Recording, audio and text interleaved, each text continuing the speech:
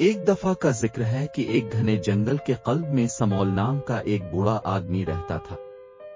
اس نے اپنی پوری زندگی بلند و بالا درختوں، سرسراہٹ کے پتوں اور پرندوں کی چہچہاتی آوازوں میں گھری ہوئی تھی۔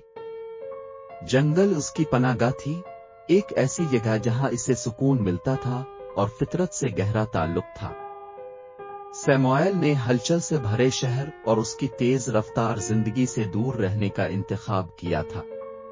وہ شور، رش اور جدید معاشرے کے مسلسل تقاضوں سے اکتا چکا تھا۔ اس کے بجائے اس نے جنگل کے پرامن گلے میں سکون تلاش کیا۔ اس کی عاجز رہائش قدیم بلوط کے باغ کے درمیان لکڑی کا ایک چھوٹا سا کاٹیج تھا۔ کاٹیج آئیوی سے مزین تھا اور اس کی دیواریں وقت کے ساتھ، موسم کے ساتھ ساتھ آس پاس کی فطرت کے ساتھ بغیر کسی رکاوٹ کے گھل مل گئی تھی۔ سیموئیل نے اپنی لکڑی کے کام کی مہارت اور جنگل کے فراہم کردہ وسائل کو استعمال کرتے ہوئے اسے خود بنایا تھا۔ ہر روز سیموئیل گھنے پودوں کے ذریعے چھانتی سورج کی ہلکی ہلکی شعاؤں کے لیے جاگتا تھا۔ وہ باہر نکلتا، کرکرا تازہ ہوا کو سانس لیتا جس نے اس کے پھیپھڑوں کو زندگی سے بھر دیا۔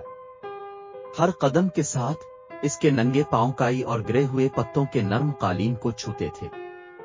سیموئیل نے جنگل کی مخلوق سے دوستی کی تھی۔ گلہری اس کے پیروں کے گرد گھومتی پھرتی، جبکہ پرندے اس کے کندھوں پر بیٹھتے، ان کی مدھر دھنیں ہم آہنگی کی سمفنی بناتی۔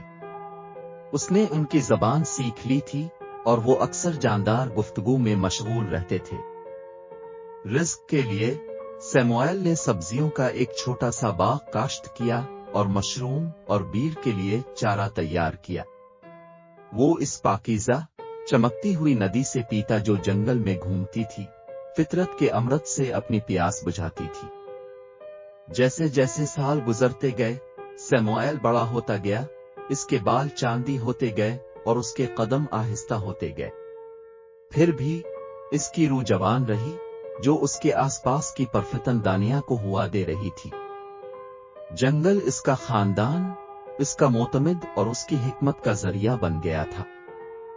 ایک اچھے دن جب سیموئیل اپنے برآمدے پر بیٹھا، اس نے اپنی آنکھیں بند کر لیں، اپنے چہرے پر ہوا کی ہلکی تپش کو محسوس کیا۔ اس نے سرگوشی میں اس جنگل کا تہ دل سے شکریہ ادا کیا جس نے اس کی پرورش کی تھی، اور اس لمحے میں وہ جانتا تھا کہ جب اس کی جسمانی شکل ختم ہو جائے گی، تب بھی اس کی روح ہمیشہ کے لیے قدیم درختوں کے ساتھ جڑی رہے گی، جنگل کے دل میں زندگی کا سانس لے گی۔